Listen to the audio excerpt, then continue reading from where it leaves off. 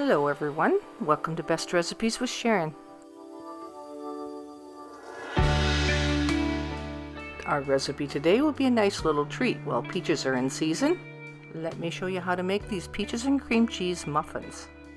They're complete with a streusel topping, but before we start that, I want to make you aware that my cookbook is available on Amazon and that I provided a quick link in the description below this video. And now let's get right to today's recipe. Okay, so we can get started by adding 2 large eggs to the mixing bowl. So we'll sweeten this up a little bit with about 1/4 cup of liquid honey. Next we'll add 1/4 cup of melted butter. Then add 1/4 cup of light brown sugar. To help accentuate the flavors, we'll add about a teaspoon of lemon zest. This should be finely grated. And one of the most loved spices is cinnamon. So let's go ahead and add a teaspoon of cinnamon. And to give it a little rising power, we're going to go with a tablespoon of baking powder.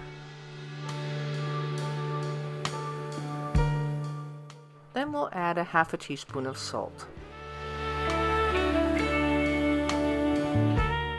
Now we'll go for 2 cups of all-purpose flour and 1 1/4 cups of milk. And I threw in about 1/4 cup of white sugar.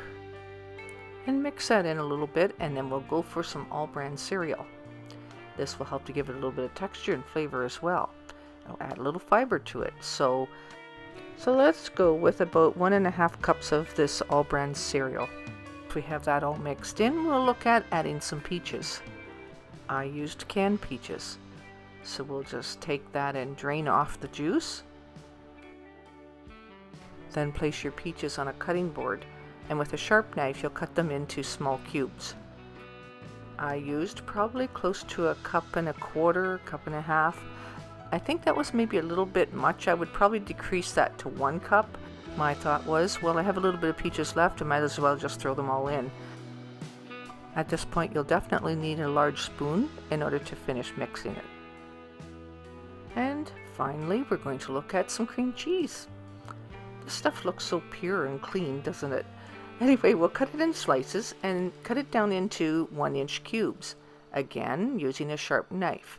And make sure that your cream cheese is cold before slicing it. Place the individual cheese cubes onto a plate. I place them in the freezer for a little bit, maybe 15 minutes, before adding them to the muffin batter. That way they hold their shape in the muffins. And I used about 4 ounces of cream cheese, or roughly 1/2 cup.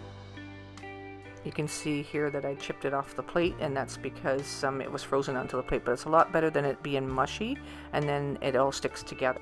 You want to be able to identify the chunks of cheese in each of your muffins.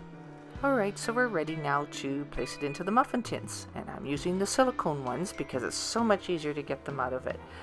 So if you have those, it's wonderful. If you don't, you might want to slip out and pick some up. It's that much easier. However, if you have muffin liners that you want to use, that's up to you. So we're ready now to throw this into the oven, and you can do that just like they are, or you can add a streusel on the top, which is what I did. So I'll show you how to make that before you put it in the oven. Take a medium-sized bowl and add about 1 cup of all-purpose flour, 1/2 cup of quick cooking oatmeal, about 1/2 cup of light brown sugar, 1/4 cup of white sugar.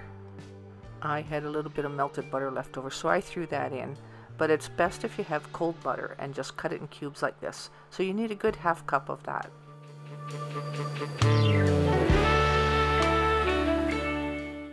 You can mix it by hand if you want, or you can get the mixer to do all the work. I prefer to get the mixer to do the work, so here it is. I'll put on the paddle attachment and just mix it until it resembles coarse crumbs. And then fill the top of each of these muffins with this strudel mixture before you place it in the oven to bake. These are going to be placed in a 400-degree Fahrenheit oven that's been preheated. I place it on the middle rack, time it for about 20 to 25 minutes. And this is what they look like when they're finished. A little sloppy because of the streusel, but who cares? That's not going to show up later. And you let them cool down just slightly so that you can handle it, and pop them out of the pan just like this. See how easy this is? Oh, that's not a promotional thing. I don't have shares in the company. Probably wish I did. And while I was baking these, this is what was out on my back porch. This hummingbird was in plain view of my kitchen window. These muffins are a really nice treat, and I'm going to cut one in half to show you what they look like inside. Does this make you feel like you want to try one? It certainly worked for me. Anyway, I hope you do go ahead and use this recipe and enjoy it. And thank you for your subscribing to the channel. Your comments in the comments section, they help to promote the channel. I really appreciate that as well. And of course, giving this video a thumbs up. Thanks so much for watching, and until next time, happy eating, and now go make some.